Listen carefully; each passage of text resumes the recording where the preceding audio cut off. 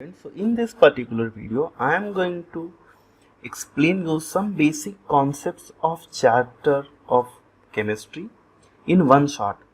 So I will be discussing each and every concept related to this topic. Also, I will be explaining what are the important formulae which are important for solving the numericals. So now let's start with the topic.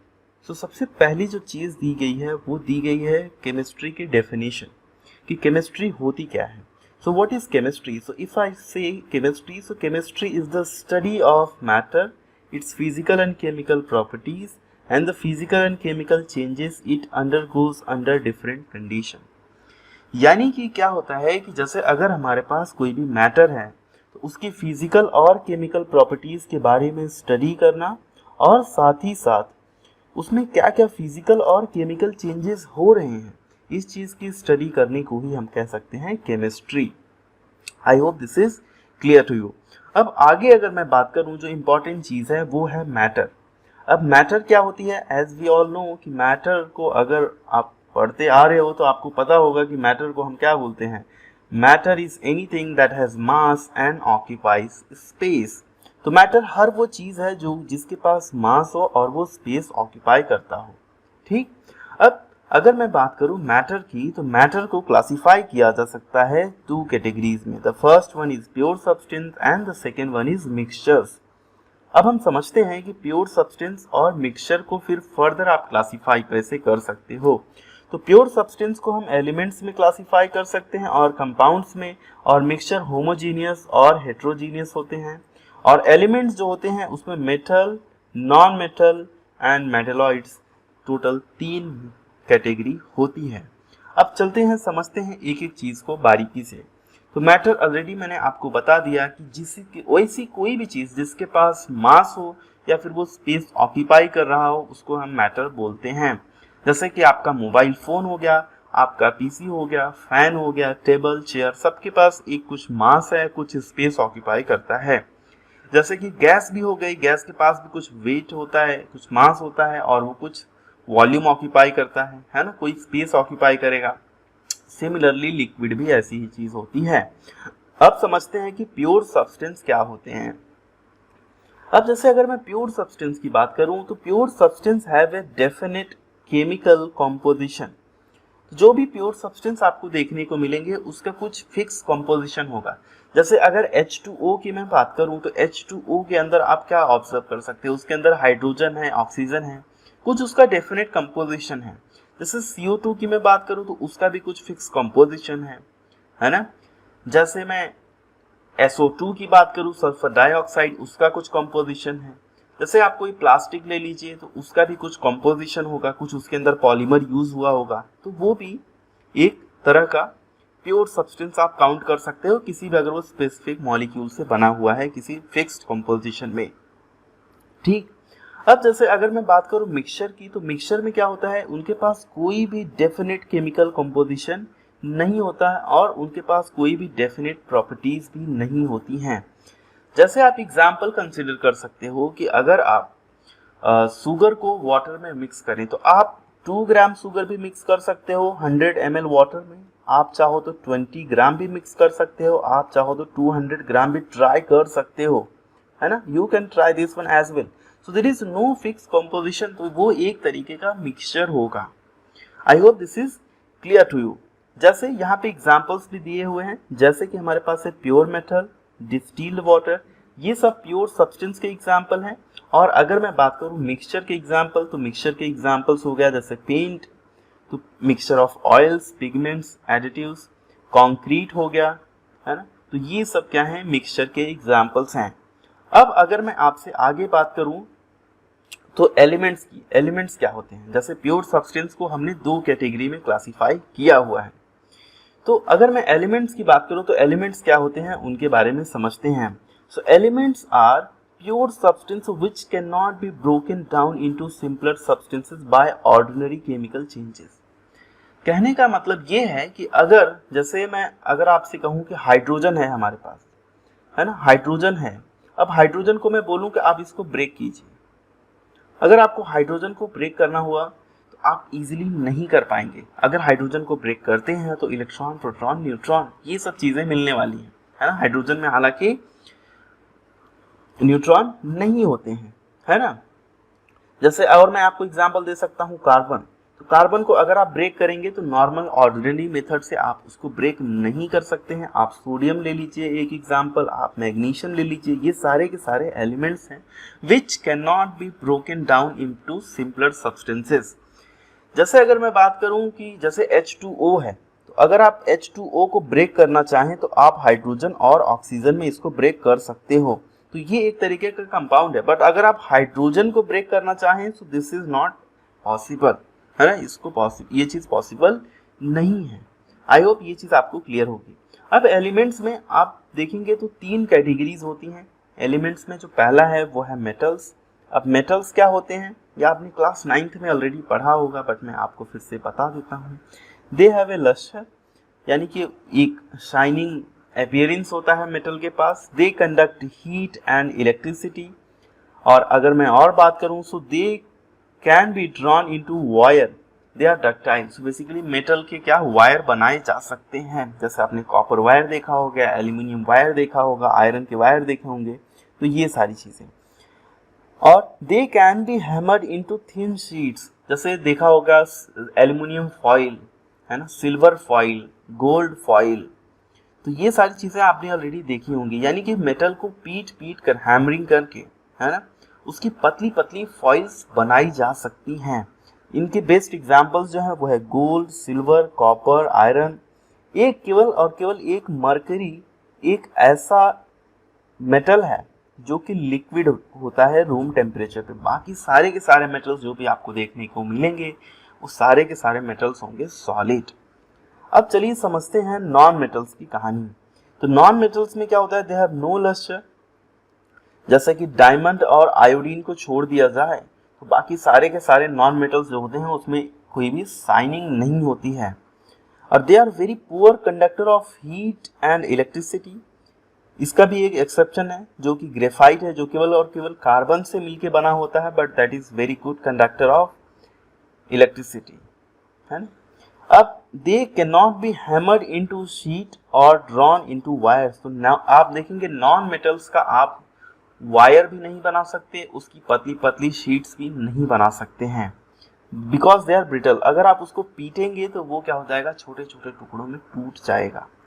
इसके best examples हैं जैसे iodine, nitrogen, carbon etcetera. जब आप carbon, कभी battery में से carbon rod निकालना और उसको पीट के देखना, जब आप उसको पीटेंगे तो वो टूट जाएगा, है ना। लेकिन आप लोहे की रॉड लेना, लोहे की रॉड को पीटना, वो टूटेगा नहीं, वो पतला होता चला जाएगा।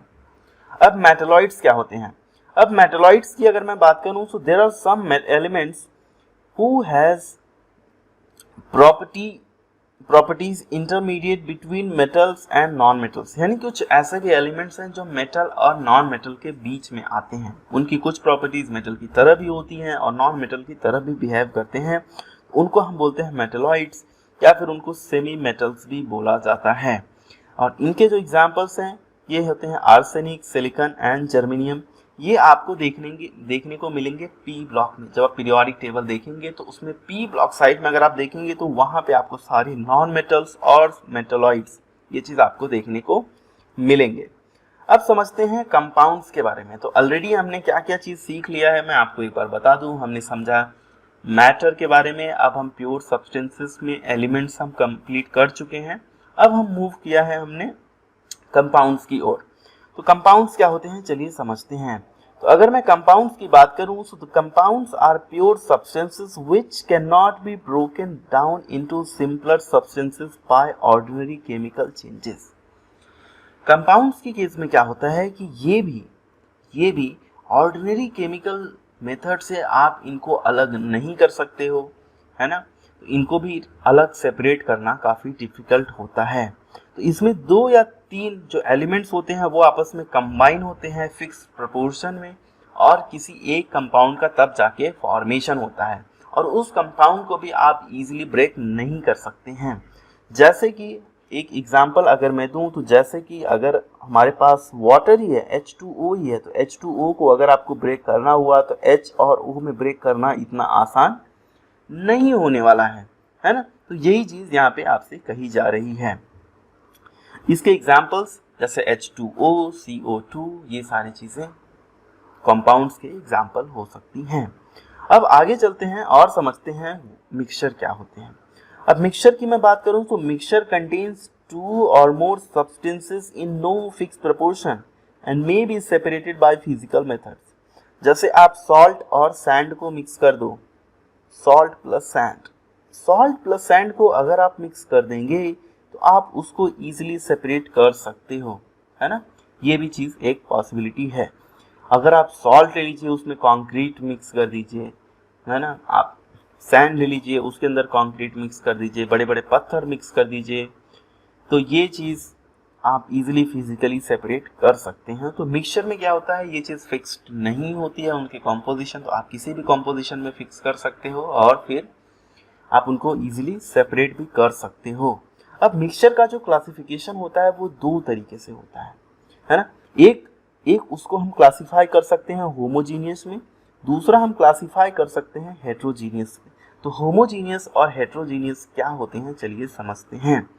तो अगर होमोजीनियस की मैं बात करूं, अगर सारे के सारे जो भी सोल्यूट या फिर सॉल्वेंट हैं, ये सारे के सारे एक सेम फेज में रहेंगे, है ना, सेम फेज यानी कि यूनिफॉर्मली मिक्स होंगे, यानी कि सारे के सारे क्या हों, एक ही फेज में हो, तो उसको आप बोलेंगे होमोजीनियस मिक्सचर। अगर ये यूनिफॉर्मली मिक्स्ड ना हो तो उसको आप क्या बोलेंगे, हेट्रोजीनियस मिक्सचर, यानी कि जिसमें दो या दो से ज़्यादा फेज में प्रेजेंट होंगे आपके जो भी सोल्यूट और सॉल्वेंट हैं, उसको आप बोलेंगे हेट्रोजीनियस मिक्सचर। जैसे कि मैं अगर आपको एग्जांपल दूं, तो जैसे अगर आप दो लिक्विड को मिक्स करो तो जो आपका फाइनल लिक्विड आएगा, जो आपका फाइनल सॉल्यूशन बनेगा वो भी लिक्विड फेज में होगा, तो आप इसको बोल सकते हो क्या है, ये होमोजीनियस है। लेकिन अगर आप एक सॉलिड को मिक्स करो और साथ में लिक्विड को मिक्स करो और सॉलिड और लिक्विड आपस में मिक्स ना हो प्रॉपरली, जैसे आप सैंड प्लस वाटर ले लिया आपने, है ना, सैंड प्लस वाटर ले लिया, तो सैंड और वाटर आपस में डिसॉल्व नहीं होने वाले, तो ये आपका एग्जाम्पल होगा हेट्रोजीनियस का। लेकिन अगर आप शुगर प्लस वाटर लिया आपने, शुगर प्लस वाटर, तो शुगर वाटर में क्या होगा, डिसॉल्व हो जाएगा, तो ये भी एक आपका एग्जाम्पल होगा किसका, होमोजीनियस का।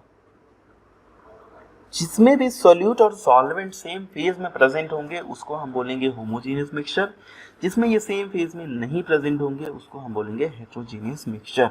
I hope this is clear to you.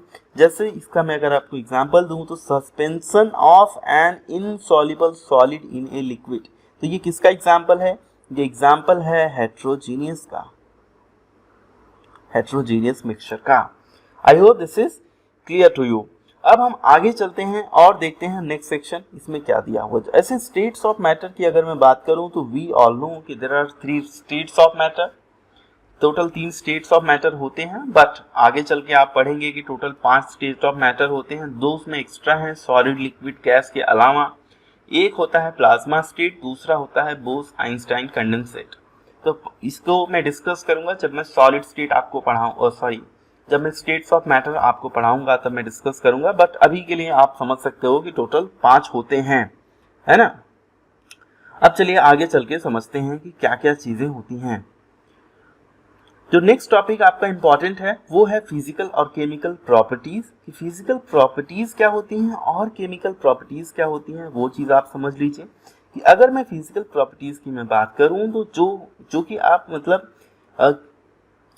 देख के आप पता कर सकते हो, है ना, जिसमें केमिकल कॉम्पोजिशन में चेंज ना हो और फिर उसके तब भी आप उसको मेजर कर सके, जैसे कि colour, order, melting point, boiling point, है ना, डेंसिटी, ये सारे के सारे फिजिकल प्रॉपर्टीज हैं। और केमिकल प्रॉपर्टीज क्या होती हैं, केमिकल प्रॉपर्टीज वो प्रॉपर्टीज होती हैं कि जिसमें जो कंपाउंड होता है, जो सब्सटेंस होता है, उसमें केमिकली कुछ चेंज आपको देखने को मिलेगा। where substance undergo a chemical change and thereby exhibit change in chemical composition। जैसे अगर आप किसी चीज को जला दें, है ना, तो अगर वो जल रहा है, जैसे आप मीथेन की बात करें तो मीथेन को अगर आपने जला दिया तो वो जल के CO2 और वाटर में कन्वर्ट हो जाए, तो ये जो उसकी प्रॉपर्टी होगी ये उसकी क्या होगी, केमिकल प्रॉपर्टी होगी। लेकिन जो मीथेन की स्मेल है ना, वो जो उसकी प्रॉपर्टी है वो कैसी प्रॉपर्टी है, जो उसका कलर है वो उसकी फिजिकल प्रॉपर्टी है। I hope this is clear to you. जैसे यहाँ पे एग्जाम्पल भी दिया हुआ है, coal burns in air to produce carbon dioxide और magnesium wire burns in air in the presence of oxygen to form magnesium oxide. तो यानी कि जो कंबस्टन रिएक्शन है वो क्या है, एक कंबस्टन रिएक्शन क्या है, एक केमिकल प्रॉपर्टी है। यहाँ पे मैं लिख दे रहा हूँ, कंबस्टन रिएक्शन क्या है, एक केमिकल प्रॉपर्टी है। ठीक, तो इसको आप केमिकल प्रॉपर्टीज में काउंट कर सकते हो। अब इन प्रॉपर्टीज को अगर आपको मेजर करना हो तो कैसे आप मेजर कर सकते हैं, तो बहुत सारी प्रॉपर्टीज ऐसी होती हैं जो कि क्वांटिटेटिव होती हैं। क्वांटिटेटिव का मतलब क्या होता है, देखिए दो चीज होती है, एक होता है क्वांटिटेटिव और दूसरा होता है क्वालिटेटिव। क्वांटिटेटिव और दूसरा मिलता है आपको क्वालिटेटिव। तो दो तरह की प्रॉपर्टीज आपको देखने को मिलती हैं। जैसे क्वालिटेटिव में क्या हो जाता है, क्वालिटेटिव में कलर, डेंसिटी, ये सारी चीजें हो गई, है ना। क्वांटिटेटिव में क्या होगा, क्वांटिटेटिव में जैसे कि उसका लेंथ, एरिया, प्रेशर, है ना, ये सारी जो प्रॉपर्टीज होती हैं इसको आप मेजर कर सकते हैं। तो ये सारी जो प्रॉपर्टीज होती हैं इनको हम कंसिडर करते हैं क्या, क्वांटिटेटिव, जिनका कुछ क्वांटिटी से लेना देना हो। क्वालिटी का मतलब जिसका कुछ क्वालिटी से लेना देना हो, आप इस सेंस में भी समझ सकते हैं, है ना। तो I hope this is clear to you. अब जैसे क्वांटिटेटिव जो भी मेजरमेंट होते हैं उसको हम किसी नंबर में एक्सप्रेस करते हैं और साथ में उसका कुछ यूनिट होता है ना। तो ये क्या होते हैं, ये चीज मैं आपको एक बताता हूं। जैसे यूनिट क्या होते हैं, अब आप पूछेंगे यूनिट क्या होते हैं, तो यूनिट की अगर मैं बात करूं तो यूनिट क्या होते हैं, they are arbitrarily decided and universally accepted standard are called as units. जैसे कि मीटर हो गया, जैसे कि किलोग्राम हो गया, जैसे कि सेकंड हो गया। जैसे आपको अगर टाइम मेजर करना है तो वो सेकंड में आप मेजर करेंगे, तो वो एक तरीके का यूनिट है। जैसे अगर आपसे कोई टाइम पूछे तो आप बोलेंगे केवल 10, तो 10 का कोई मीनिंग नहीं निकलता। जैसे आपसे कोई डिस्टेंस पूछे तो आप बोलेंगे केवल 10, तो उस 10 का भी कोई मतलब नहीं है। जब तक आप उसको 10 मीटर नहीं बोलते या फिर 10 सेकेंड नहीं बोलते, 10 केजी नहीं बोलते ऐसे, तो वो चीज एक सेंसिबल नहीं लगेगी। और जो हम एक्सप्रेस करते हैं इन डिजिट्स को फॉलोड बाय ए यूनिट, है ना, एक यूनिट में हम जो भी मेजरमेंट होते हैं उसके लिए हमको एक यूनिट की जरूरत होती है ताकि हम उसको इजिली कम्युनिकेट कर पाए या इजिली समझ पाए। अब इसमें भी कई सारे तरह के सिस्टम्स हैं जिसमें यूनिट्स अलग अलग हैं। जैसे कि एक हमारे पास है सीजीएस सिस्टम। तो सीजीएस में क्या होता है, जो लेंथ का जो मेजरमेंट किया जाता है वो सेंटीमीटर में किया जाता है, मास का जो मेजरमेंट किया जाता है वो ग्राम में किया जाता है, और जो टाइम का मेजरमेंट किया जाता है वो सेकेंड में किया जाता है। एक हमारे पास दूसरा और सिस्टम था एफपीएस। एफपीएस में फुट पाउंड सेकेंड, यानी कि लेंथ को फुट में और वेट को पाउंड में और टाइम को सेकेंड में मेजर किया जाता था। अब एक नया सिस्टम और भी आया है जो एमकेएस है, यानी कि जिसमें लेंथ को मीटर में मेजर किया जाता है, वेट को किलोग्राम में और टाइम को सेकेंड में। तो ये कई तरह के हमारे पास सिस्टम है ऑलरेडी। अब 1960s में क्या हुआ, 1960s में एक्चुअली एक एसआई सिस्टम डिसाइड किया गया जो कि जिसको भी कहा जाता है इंटरनेशनल सिस्टम ऑफ यूनिट्स, और इसी को एसआई यूनिट कहा गया। और एसआई यूनिट एक्चुअली ये यूनिवर्सली एक्सेप्टेड है। आप किसी भी कंट्री में जाएंगे, कहीं भी जाएंगे, ये चीज़ें आपको सेम मिलने वाली हैं। आई होप ये चीज़ यहाँ तक क्लियर है। ठीक, अब इसमें क्या क्या चीज़ को किस में मेज़र करते हैं वो मैं आपको बता देता हूँ। जैसे लेंथ को मेज़र किया जाता है मीटर में, ठीक, मास को मेज़र किया जाता है किलोग्राम में। इसका जो सिंबल भी है वो केजी है, इसका एम है, इसका स्मॉल एम में हम डिनोट करते हैं। टाइम को हम स्मॉल टी से डिनोट करते हैं, और यहाँ पे सेकेंड इसका यूनिट है, और इसको हम रिप्रेजेंट करते हैं स्मॉल एस से। इलेक्ट्रिक करंट को कैपिटल आई से, और इसका जो यूनिट होता है वो होता है एम्पियर, और कैपिटल ए से इसको डिनोट करते हैं। और थर्मोडायनामिक टेम्परेचर को कैपिटल टी से डिनोट करते हैं, और इसका जो यूनिट होता है वो होता है केल्विन। और अमाउंट ऑफ सब्सटेंस को हम स्मॉल n से रिप्रेजेंट करते हैं। इसका जो यूनिट होता है वो होता है मोल, और इस मोल को हम बहुत अच्छे से डिटेल में पढ़ेंगे आगे चल के। एक और चीज होती है जिसका नाम है ल्यूमिनस इंटेंसिटी। तो ये एक फिजिकल क्वांटिटी है जिसको I सफिक्स V से डिनोट किया जाता है, और इसका जो यूनिट होता है वो होता है कैंडेला, और इसको रिप्रेजेंट करते हैं स्मॉल c स्मॉल d से। तो आई होप ये चीज आपको समझ में आ गई होगी। जैसे और भी चीजें हैं, इसमें कुछ और भी चीजें इंपॉर्टेंट हैं जो डिस्कस करनी, जैसे मास और वेट में डिफरेंस क्या है। ऑलरेडी आपने इसको पढ़ा होगा, मास और वेट में क्या डिफरेंस है। तो जो मास होता है वो क्या होता है, वो एक पर्टिकुलर सब्सटेंस की इनहेरेंट प्रॉपर्टी होती है, और जो वेट होता है वो एक्चुअली ग्रेविटी के साथ जब उसको आप कंबाइन कर देते हैं तो वो हम बोलते हैं वेट उसको, है ना। उसके बारे में मैं आपको डिस्कस करूंगा। तो यानी कि जैसे मास जो होता है, मास ऑफ ए बॉडी, कोई भी बॉडी है उसका जो मास होता है वो कभी भी वेरी नहीं करेगा, यानी कि उसका पोजीशन चेंज कर दीजिए, जगह चेंज कर दीजिए। जैसे फॉर एग्जांपल अगर 1 किलोग्राम है किसी का मास, तो आप उसको चाहे अर्थ पे मेजर करें, चाहे चांद पे लेके चले जाओ, चाहे मार्स पे लेके चले जाओ, चाहे किसी स्टार पे लेके चले जाओ, कहीं भी आप जाएंगे उसमें क्या होगा, 1 kg मास ही देखने को मिलेगा। लेकिन जो वेट होता है वो क्या होता है, वेट में ऐसा नहीं होता है। वेट में एक्चुअली ये होता है मास और ग्रेविटेशनल अट्रैक्शन का मल्टीप्लिकेशन। आपने पढ़ा होगा formula W is equal to mg, है ना। तो ये मास और मल्टीप्लाई बाय ग्रेविटी जो होती है उसके रिस्पेक्ट में वेट को मेजर किया जाता है। अगर आप ग्रेविटी को चेंज कर दें तो उस टाइम वेट में भी चेंज आपको देखने को मिलेगा। यानी कि अगर किसी चीज का वेट अर्थ पे कुछ और है तो उसको आप अगर मून पे लेके जाएंगे तो उसके वेट में चेंज आएगा, बट मास में चेंज नहीं आएगा, क्योंकि मास एक इनहेरेंट प्रॉपर्टी है, और जो वेट होता है that is the multiplication of mass and gravity. और जैसे ही ग्रेविटी चेंज होगी वैसे ही आपका वेट चेंज होगा।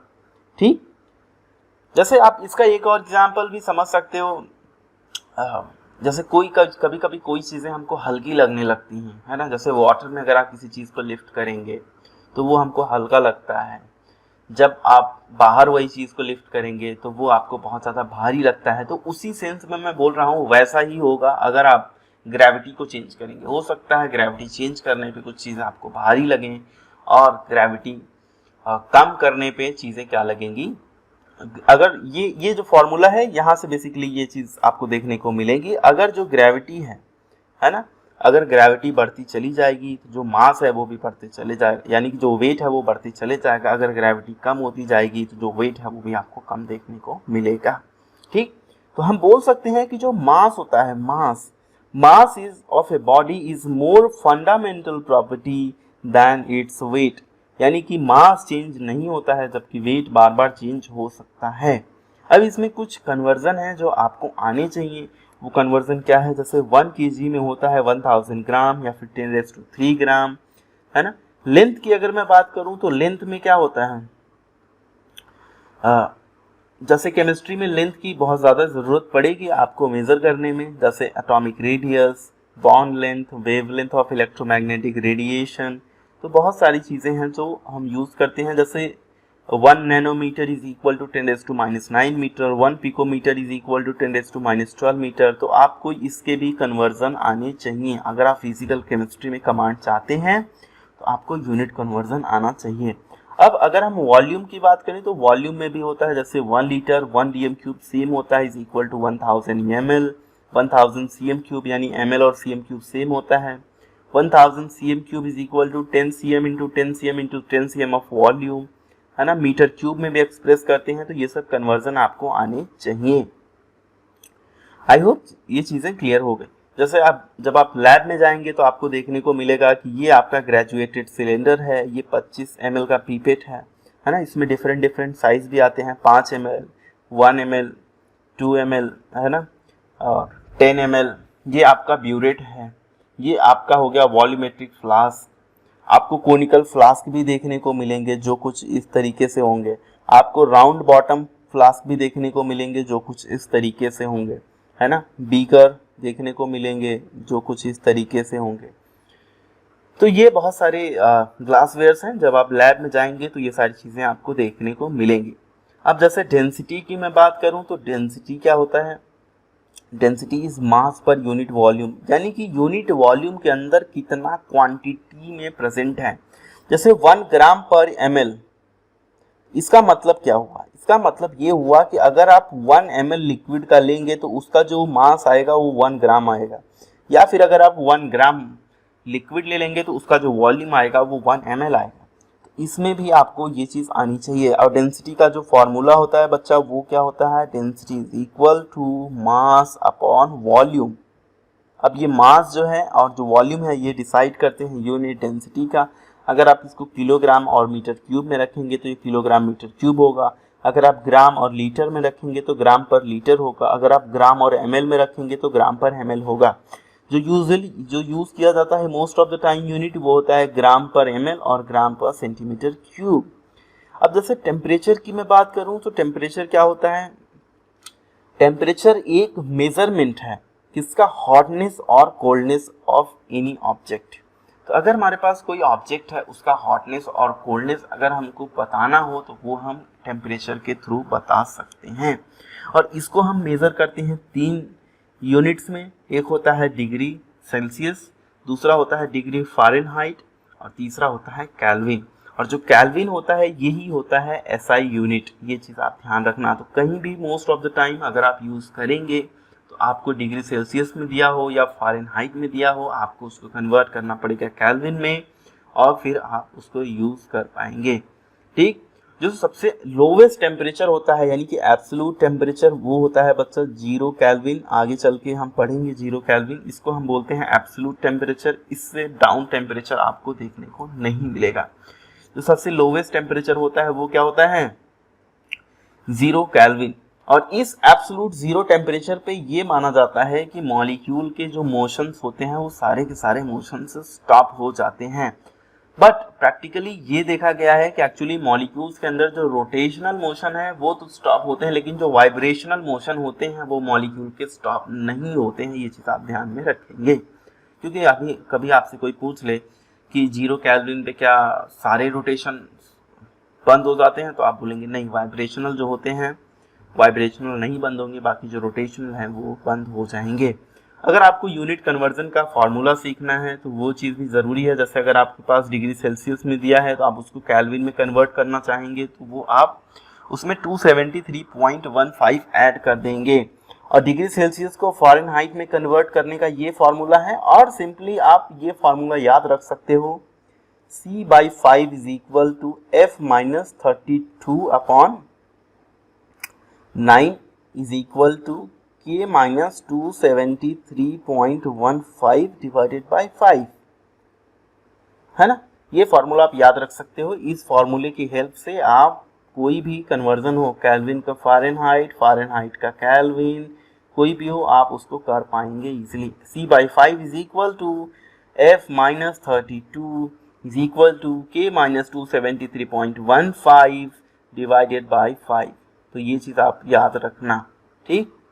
आई होप आप याद रख पाएंगे इसे, ठीक है। अब यहाँ पे जो C दिया है यानी कि डिग्री सेल्सियस है, ये है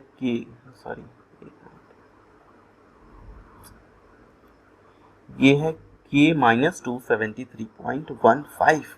अब जो है, अब यहाँ से आपका एक्चुअल में चैप्टर स्टार्ट होता है। सही बात तो ये है। अब हम समझते हैं लॉज ऑफ केमिकल कॉम्बिनेशन। अब देखिए इसमें क्या क्या चीज़ें होती हैं। सबसे पहले समझते हैं law of conservation of mass. तो law of conservation of mass क्या कहता है, इसको दिया था एंटोनी लेवोशियर ने, जिनको की जो एक फ्रेंच साइंटिस्ट थे, जिनको की फादर ऑफ मॉडर्न केमिस्ट्री भी कहा जाता है। उन्होंने बहुत सारे एक्सपेरिमेंट परफॉर्म किए और उन्होंने क्या पाया कि एक्चुअली जब भी आप कोई भी रिएक्शन कराएंगे तो जो मास ऑफ रिएक्टेंट होगा, टोटल मास ऑफ रिएक्टेंट, ये हमेशा बराबर होगा टोटल मास ऑफ प्रोडक्ट के। जैसे कि अगर मैं आपको एग्जांपल दूं तो जैसे हमारे पास एक एग्जांपल ये हो सकता है कि हमारे पास हो गया H2 एंड O2, ठीक है। अब अगर आप H2 और O2 का रिएक्शन करा दें तो ये हो जाएगा H2O, है ना। यही हो जाएगा बराबर। यहाँ पे एक्चुअली 2H2O मुझे लिखना चाहिए और इसको कर देना चाहिए 2H2। अगर आप देखेंगे तो इसको अगर मैं वेट में लिखना चाहूँ, है ना, इसका मास, तो ये हो जाएगा टोटल 4 ग्राम और ये हो जाएगा 32 ग्राम। तो ये रिएक्टेंट साइड हमको कितना मिल रहा है, 36 ग्राम। और अगर आप प्रोडक्ट साइड देखेंगे तो इस साइड अपने को कितना मिल जाएगा, इसका जो मॉलिक्यूलर वेट होता है वो होता है 18, तो ये भी 36 ग्राम मिल रहा है ना। ये कैसे निकालते हैं अभी मैं आपको आगे चल के समझाऊंगा। तो जैसे H2O है, इतना मैं एक्सपेक्ट कर रहा हूँ कि आपको आ रहा होगा। 2 हाइड्रोजन है, एक हाइड्रोजन का होता है 1, एक ऑक्सीजन है इसका होता है 16, तो 16 + 2 यानी कि 18 हो जाएगा। तो ये चीज़ आपको देखने को मिल गई। तो आप देख सकते हो कि जो मास ऑफ रिएक्टेंट है और जो मास ऑफ प्रोडक्ट है वो दोनों क्या हैं, बराबर हैं। और ऐसा आप किसी भी रिएक्शन में आप करके देखना, आपको ये चीज़ ज़रूर देखने को मिलेगी। जितना आप रिएक्टेंट का मास ले रहे हो उतना ही आपको प्रोडक्ट का भी मास देखने को मिलेगा। ठीक, तो इसके लिए उन्होंने एक स्टेटमेंट दिया, मास can neither be created nor destroyed. यानी कि मास को आप क्रिएट नहीं कर सकते हो, ना ही उसे डिस्ट्रॉय कर सकते हो। Yes, of course this is true. यहाँ पे आप देख सकते हो रिएक्टेंट का जो मास है उतना ही मास हमको प्रोडक्ट में मिला है, बट यहाँ पे जो उनकी केमिकल प्रॉपर्टीज हैं, जो फिजिकल प्रॉपर्टीज हैं, ये सब चेंज हो गए, बट जो मास है वो आप ध्यान दीजिए वो सेम ही है। ठीक, नेक्स्ट जो लॉ ऑफ केमिकल कॉम्बिनेशन है वो लॉ ऑफ डेफिनेट प्रपोर्शन है। अब लॉ ऑफ डेफिनेट प्रपोर्शन क्या कहता है, इसको भी फ्रेंच केमिस्ट जोसेफ प्राउस ने दिया था।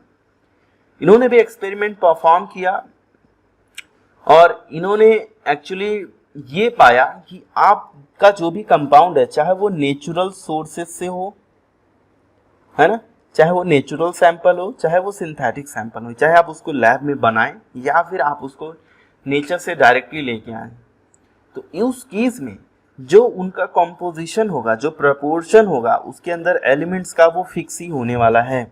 जैसे कि क्यूप्रिक कार्बोनेट उन्होंने लिया था, उसमें जो नेचुरल सैंपल था उसमें भी परसेंटेज ऑफ कॉपर 51.35 था, और जो सिंथेटिक सैंपल जो उन्होंने खुद बनाया था उसमें भी 51.35 था, और परसेंटेज ऑफ ऑक्सीजन भी दोनों में सेम थे और परसेंटेज ऑफ कार्बन भी दोनों में सेम थे। यानी कि ये लॉ ये कहता है कि अगर हमारे पास कोई भी कंपाउंड है, चाहे वो नेचुरली मिले आपको, चाहे आप उसको लैब में बनाएं या आर्टिफिशियली बनाएं, बट उसके अंदर जो भी एलिमेंट्स हैं उनका जो कंपोजिशन होगा वो सेम रहने वाला है, उसमें बिल्कुल भी चेंजेस देखने को नहीं मिलेंगे। आई होप ये चीज़ आपको समझ में आई होगी। तो उन्होंने क्या स्टेटमेंट दिया, उन्होंने स्टेटमेंट दिया कि actually A given compound always contains exactly the same proportion of elements by weight.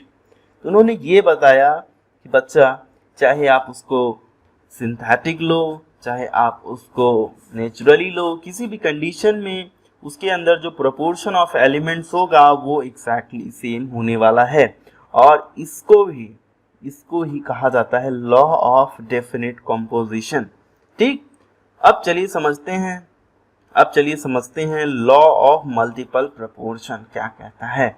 अब लॉ ऑफ मल्टीपल प्रोपोर्शन की मैं बात करूं तो वो ये कहता है कि अगर हमारे पास दो एलिमेंट हैं ए और बी, ठीक, एक बार ए और बी ने कंबाइन करके, मान लो ए प्लस बी कंबाइन करके बना लिए ए बी, और दूसरी बार वो कंबाइन कर रहे हैं A plus 2b and they are forming AB2।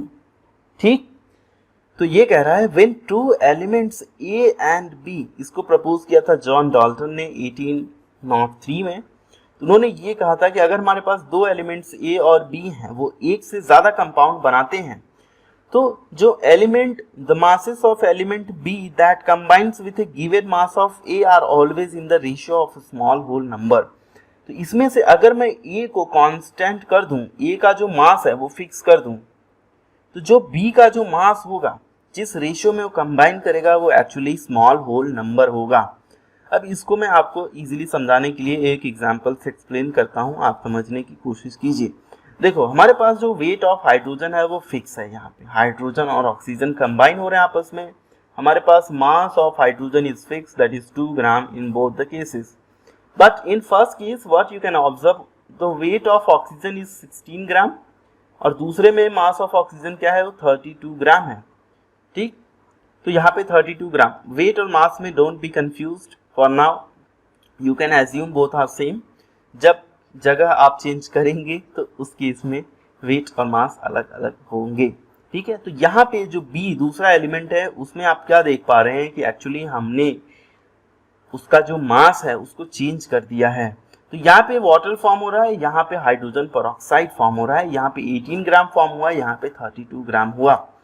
तो उन्होंने कहा कि अगर इनमें से एक का मास फिक्स है, जो कि आप देख पा रहे हो 2 ग्राम इज फिक्स्ड, यहाँ पे 2 ग्राम, यहाँ पे 2 ग्राम, दोनों जगह ये चीज फिक्स है, बट दूसरे वाले का वेरिएबल है।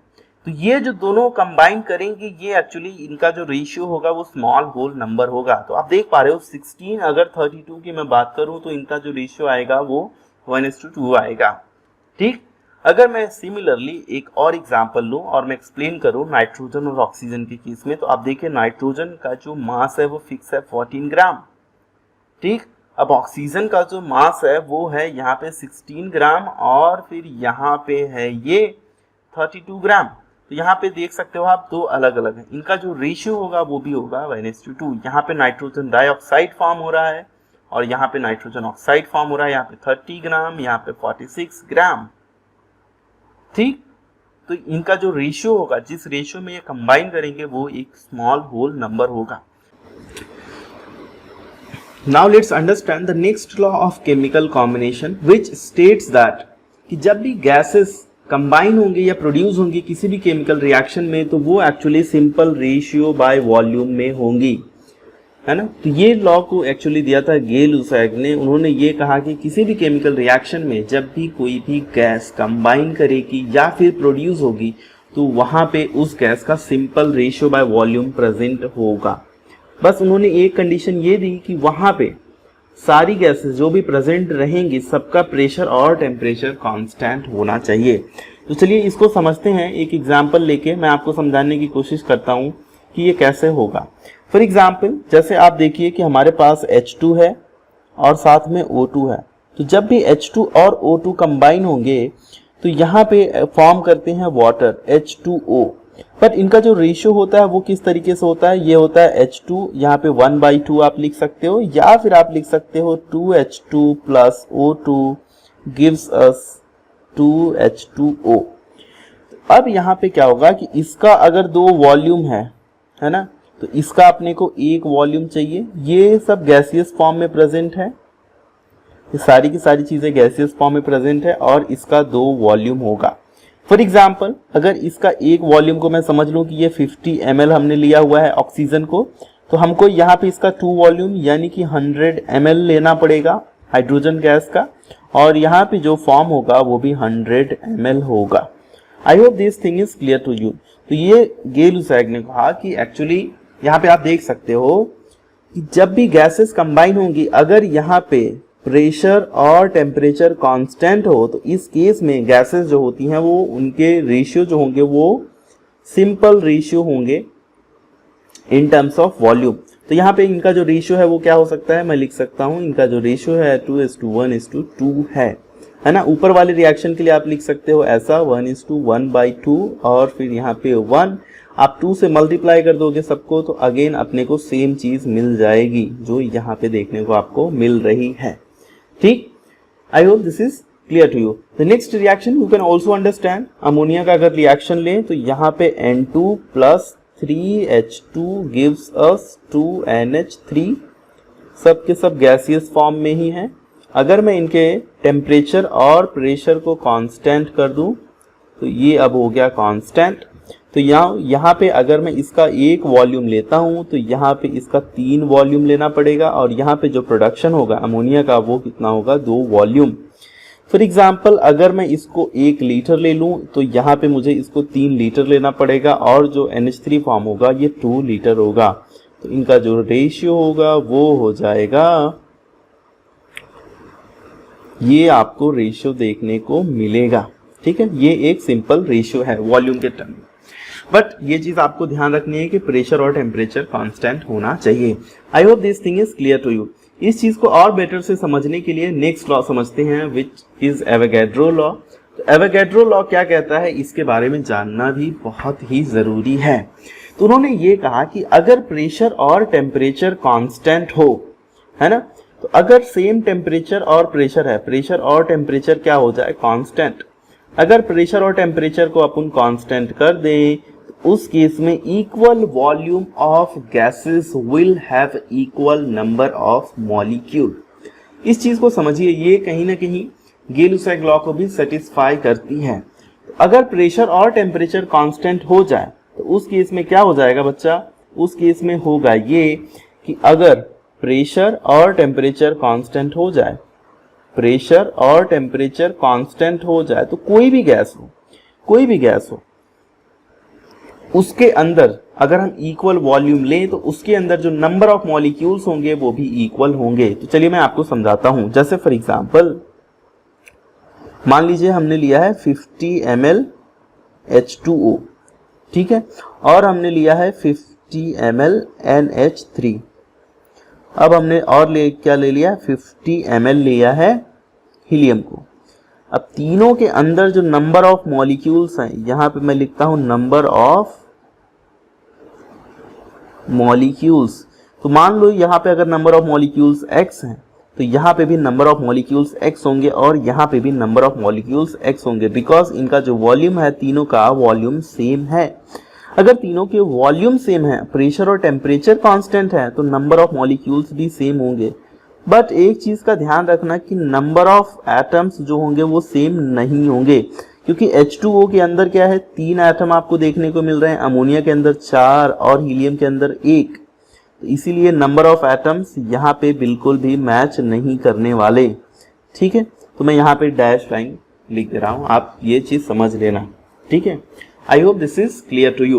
तो एवोगैड्रो लॉ क्या कहता है, at constant pressure and temperature equal volume of gases will have same number of molecule या equal number of molecules. I hope this is clear to you. Now let's understand. अगर मैं इसको और समझाने की कोशिश करूं आपको, तो आप यहां से समझ सकते हो। यहां पे अगर हाइड्रोजन ऑक्सीजन कंबाइन करके वाटर फॉर्म कर रहे हैं, तो यहाँ पे गे-लुसाक क्या कहता है, गे-लुसाक लॉ ये कहता है कि अगर हम इसका 2 वॉल्यूम ले रहे हैं तो यहाँ पे आप देख सकते हो कि यहाँ पे इसका 1 वॉल्यूम चाहिए, इसका 2 वॉल्यूम चाहिए, ठीक। अब एवोगैड्रोस लॉ में अगर आप इसको करना चाहें, है ना, एवोगैड्रोस लॉ और गे-लुसाक लॉ से समझना चाहें दोनों एक साथ, तो यहाँ पे ये हो जाएगा कि अगर 1 वॉल्यूम में 1 मॉलिक्यूल है तो प्रेशर और टेम्परेचर तो सेम है, तो यहाँ पे अगर वॉल्यूम डबल कर रहे हो तो मॉलिक्यूल भी डबल हो जाएंगे, ठीक। यहाँ पे भी वॉल्यूम डबल कर रहे हो तो मॉलिक्यूल भी डबल हो जाएंगे। और अगर एक वॉल्यूम में n मॉलिक्यूल्स हैं तो ये देख रहे हो आप कि 2 मॉलिक्यूल्स क्या हो जाएंगे यहाँ पे 2n मॉलिक्यूल्स, और यहाँ पे भी 2n molecules, because now we are doubling the volume. तो यहाँ पे हमने वॉल्यूम को जब डबल किया तो नंबर ऑफ मॉलिक्यूल्स भी डबल हो जाएंगे। रीजन क्या है, प्रेशर और टेम्परेचर कांस्टेंट है, ठीक। और ये चीज दोनों जो लॉ हैं एक साथ आपको देखने को, दोनों लॉ जब देखोगे आप तो समझ सकते हो इस बात को, ठीक। I hope this is clear to you, क्योंकि एक जो मॉलिक्यूल होता है ऑक्सीजन का, वो 2 मॉलिक्यूल हाइड्रोजन के साथ रिएक्ट करके 2 मॉलिक्यूल वाटर के फॉर्म करता है, ठीक है। I hope this is clear to you. इस चीज को आप थोड़ा सा मैं और भी समझा देता हूँ। I am taking your time but I hope you are able to understand. आप थोड़ा सा वीडियो को भगा भी सकते हो। मान लो ये हमने पास ये हाइड्रोजन है, ठीक है। हाइड्रोजन के कितने चाहिए, हाइड्रोजन के 2 मॉलिक्यूल चाहिए ऑक्सीजन के 1 मॉलिक्यूल के साथ कंबाइन होने के लिए। अब होगा क्या बच्चा, यहाँ पे हो जाएगा ये कि HHO ये एक रिएक्शन कर लेगा, दूसरा मैं यहाँ पे पिंक कलर से डिनोट कर देता हूँ, रेड कलर से डिनोट कर दे रहा हूँ, ठीक है। तो ये वाला ऑक्सीजन और साथ में ये दोनों हाइड्रोजन, तो ये क्या करेंगे, ये तीनों आपस में कंबाइन होके 2H2O फॉर्म करेंगे। तो ऑक्सीजन का चाहिए अपने को टोटल कितना, 1 मॉलिक्यूल, और हाइड्रोजन का चाहिए टोटल 2 मॉलिक्यूल। तो इसी तरीके से रिएक्शन होती है, ठीक। I hope this is clear to you. Now let's understand the next part. The next part is Dalton's atomic theory. अब डाल्टन्स एटॉमिक थियरी क्या कहती है, चलिए इस बात को समझाता हूं मैं। अब डाल्टन्स ने कुछ चीजें जो बताई थी बहुत ही इंपॉर्टेंट थी, है ना, क्योंकि उन्हीं ने ही एक तरीके से आप बोल सकते हो नींव रखी थी, उन्होंने ही चीज़ों को स्टार्ट किया था, धीरे धीरे उसमें इम्प्रूवमेंट होता गया होता गया होता गया। तो इसीलिए ये चीज़ बहुत ज़्यादा मैटर करती है लाइफ में कि पहले कौन स्टार्ट करता है, बिकॉज जो पहले स्टार्ट करता है उसको मोस्ट ऑफ द लोग याद करते हैं, क्योंकि उस चीज़ों में क्या होता है, बहुत ज़्यादा इम्प्रूवमेंट होते जाता है और फिर आगे चल के वही चीज़ें बहुत अच्छी बन जाती हैं। तो डाल्टन्स ने भी यही किया था। डाल्टन्स ने अपनी एटॉमिक थ्योरी दी थी, उसमें कुछ चीज़ें उन्होंने मेंशन की थी जो कि आपको जानने लायक है। उन्होंने ये कहा था कि matter consist of tiny indivisible particle which are known as atoms. तो उन्होंने ये कहा था कि एटम को एक्चुअली आप फिर से तोड़ नहीं सकते, इसके अंदर आप एटम जो होता है सबसे छोटा और इनडिवाइजिबल पार्टिकल है, इसको आप बिल्कुल भी तोड़ नहीं सकते। बट बाद में ये पता चला कि भैया इसको न्यूट्रॉन, प्रोटॉन और इलेक्ट्रॉन इसके अंदर होते हैं। ठीक, अब उन्होंने एक चीज़ और भी कहा कि एक्चुअली जो भी एटम्स होते हैं किसी भी एलिमेंट के, है ना, all the atoms of given elements have identical property including mass. और जो भी डिफरेंट एलिमेंट्स के एटम होंगे उनके जो मास वगैरह होंगे वो सब भी डिफरेंट होंगे। जैसे फॉर एग्जांपल अगर कार्बन और हाइड्रोजन दो हैं, तो जब कार्बन और हाइड्रोजन दोनों की अपन बात करेंगे तो उस केस में क्या हो जाएगा कि कार्बन के जो एटम है और जो हाइड्रोजन के एटम है, इसका जो एटम है सारे के सारे एटम सेम होंगे, और हाइड्रोजन का जो एटम है इसके सारे के सारे एटम होंगे आइडेंटिकल। ये दोनों ही एटम क्या होने वाले हैं, आइडेंटिकल होने वाले हैं। ठीक, बट बाद में क्या हुआ कि बाद में एक्चुअली आइसोटोप का कॉन्सेप्ट आ गया। तो जब आइसोटोप्स का कॉन्सेप्ट आया तो उस केस में क्या हो गया कि एक ही कार्बन के आपको दो चीजें देखने को मिलने लगी, कार्बन 13, कार्बन 12, कार्बन 14। इस केस में इनके जो एटम्स थे इनके मास वगैरह डिफरेंट होने लगे और बाद में ये चीज भी फेल हो गया है ना। आप ये समझ सकते हो ये चीज भी क्या हो गया, फेल हो गया। तो बट इन्होंने ये चीज बताया था। नेक्स्ट उन्होंने क्या कहा, उन्होंने ये कहा कि compounds are formed when atoms of different elements combined in a fixed ratio. तो कभी भी कंपाउंड्स तब फॉर्म होगा जबकि एटम्स क्या होंगे, एक फिक्स्ड रेशियो में कंबाइन होंगे, तब जाके उनको कंपाउंड्स मिलने वाला है। उन्होंने ये कहा कि केमिकल रिएक्शंस जो होते हैं इसके अंदर भी एक्चुअली कोई भी एटम क्रिएट नहीं होता है, ना ही कोई एटम डिस्ट्रॉय होता है, बट किसी भी केमिकल रिएक्शन के जो एटम होते हैं, किसी भी केमिकल रिएक्शन में जो एटम्स होते हैं वो बेसिकली रीऑर्गेनाइज हो जाते हैं। यहाँ पे रीऑर्गेनाइजेशन ऑफ एटम्स होता है। तो इन्होंने ये चीज भी मेंशन की थी जो कि वैलिड है, आप ये समझ सकते हो, है ना। बट जो एटम्स होते हैं एक्चुअली पहले मॉलिक्यूल्स टूटता है, फिर उसके बाद जाके एटम्स आपस में कंबाइन करते हैं। तो ये इस सेंस में दिया गया था। नाउ अब चलिए समझते हैं कि कॉन्सेप्ट ऑफ एटॉमिक और मॉलिक्यूलर मास, और हम ये भी समझेंगे कि एटॉमिक वेट क्या होता है, और हम ये भी समझेंगे कि एवरेज एटॉमिक मास और मोलार मास, ये सारी चीज़ें क्या क्या होती हैं। तो मैंने आपको कई चीज़ें बता दी, बट आपको डरने की ज़रूरत नहीं है, मैं सारी चीज़ें आपको एक्सप्लेन करूँगा। अब देखिए होता ये है कि अगर मैं बात करूँ आपसे एटॉमिक वेट की, एटॉमिक मास की, तो एटॉमिक मास क्या होता है चलिए इसको समझते हैं। तो जो भी एटम होता है उसके पास कुछ ना कुछ मास होगा उसका, है ना। तो जब कुछ ना कुछ मास होगा उसी को हम लोग बोलते हैं एटॉमिक मास, है ना। तो हर एक एटम के पास कुछ उसका स्पेसिफिक मास होगा, उसी को हम लोग एटॉमिक मास बोल देते हैं। अगर इसी चीज को ग्रेविटी के साथ अगर आप देखें, है ना, तो अगर इसी चीज को ग्रेविटी के साथ देखें, जैसे W = mg होता है, तो अगर इसको आप ग्रेविटी के साथ देखेंगे तो नॉर्मली हम मास को कन्वर्ट कर देते हैं फिर वेट में। बट इतने छोटे लेवल पे दोनों ऑलमोस्ट सेम चीजें होती हैं, तो इस चीज का आप ध्यान रखना। ठीक, तो एटॉमिक मास और एटॉमिक वेट, आई होप ये चीज आपको समझ में आ गई होंगी। अब इसमें देखो कुछ चीजें जानना जरूरी है कि एक्चुअली AMU क्या होता है, क्योंकि इसको रिप्रेजेंट किया जाता है मोस्ट ऑफ द टाइम। आप देखेंगे कि AMU में रिप्रेजेंट किया जाता है। तो AMU क्या होता है चलिए समझते हैं, है ना। और जब भी किसी भी एटम का मास निकाला जाता है तो वो एक्चुअली कार्बन 12 के रिस्पेक्ट में निकाला जाता है। जैसे आप सब्जी खरीदने जाते हैं तो एक साइड बटखरा रखा होता है, एक साइड सब्जी रखता है दुकानदार। तो वैसे ही अगर हमको किसी का भी मास निकालना होगा तो हम किसी के रिस्पेक्ट में निकालेंगे। तो जब आप किसी के रिस्पेक्ट में निकालेंगे तो उसके लिए कोई आपको एटम चाहिए, तो हमने क्या कंसिडर किया है, कार्बन 12 को रेफरेंस माना गया है। ठीक है, अब इसमें ये कहा गया कि एक्चुअली इसलिए भी इसको माना गया क्योंकि कार्बन 12 जो होता है ना, कार्बन 12 का एक एटम जो होता है उसका जो एग्जैक्ट मास होता है वो कितना होता है, 12 एटॉमिक यूनिट यानी 12 AMU होता है। तो आप एक चीज समझ सकते हो कि mass of one atom of, आप ये चीज नोट डाउन कर सकते हो, mass of one atom of carbon is equal to 12 AMU। तो इसी बेसिस पे सबको इसको रेफरेंस मांग के बाकी सबको मेजर किया गया है। अब AMU क्या होता है, AMU is actually that is the mass exactly equal to 1/12 of mass of one carbon 12 atom. तो एक कार्बन 12 जो होता है उसका जो इसका जो एटम है, इस एटम का जो मास है वो कितना आया बच्चा, इसका जो मास आया वो आया है 12 AMU। तो अगर मैं इसका 1/12 कर दूं तो ये कितना हो जाएगा, 1 AMU हो जाएगा। वही चीज यहाँ पे कहा जा रहा है कि 1 AMU जो होता है that is 1/12 of mass of one carbon 12 atom, है ना। तो अगर मैं इसको बताऊं तो ये होता है एग्जैक्टली 1.992648 इंटू 10⁻⁻23 ग्राम, और जो कि मिल जाता है 1.66 into 10⁻24 after calculation, and this is equal to 1 AMU। ये किसके बराबर हो जाता है, ये होता है 1 AMU के बराबर। तो 1 AMU किसके बराबर होता है, ये चीज आप याद रखेंगे, 1 AMU is equal to 1.66 into 10⁻⁻24 kg।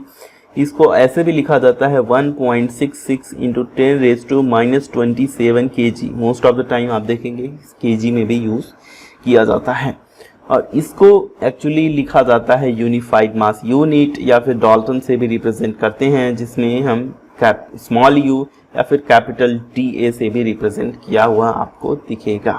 तो U का मतलब क्या होता है, U का मतलब होता है यूनिफाइड मास।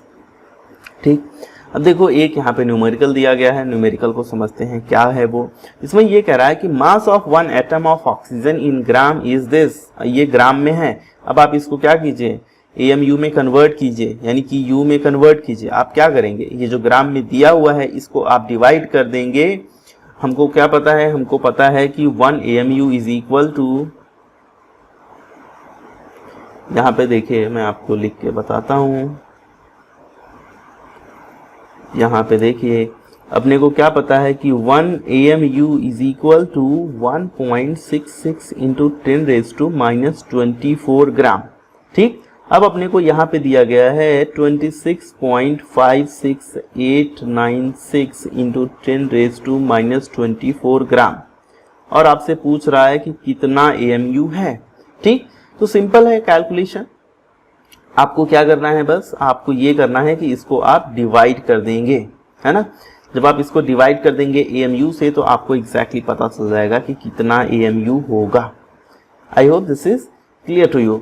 तो आप चाहो तो ऐसे भी समझ सकते हो कि यहाँ में अगर 1.66 था, इसको मुझे इस साइड भेजना पड़ेगा और इतने से मैं मल्टीप्लाई करूँ दोनों साइड, तो मैं यहाँ पे पता कर पाऊंगा कि AMU में अगर मुझे ये चाहिए तो ये हो जाएगा 26.56896 इंटू 10⁻⁻24 डिवाइडेड बाय 1.66 इंटू 10⁻⁻24।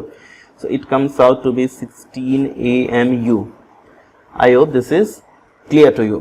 ठीक, तो ये 16 AMU आपको मिल जाएगा आंसर। ठीक है, चलिए नेक्स्ट देखते हैं। नेक्स्ट क्या है, नेक्स्ट एवरेज एटॉमिक मास है। एवरेज एटॉमिक मास का कॉन्सेप्ट क्यों चाहिए अपने को और क्या जरूरत पड़ी एवरेज एटॉमिक मास के कॉन्सेप्ट की, चलिए समझते हैं।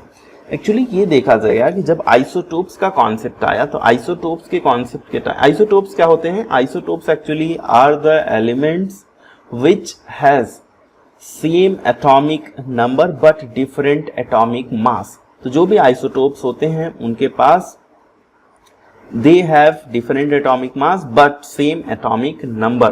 तो ये चीज आप ध्यान रखना।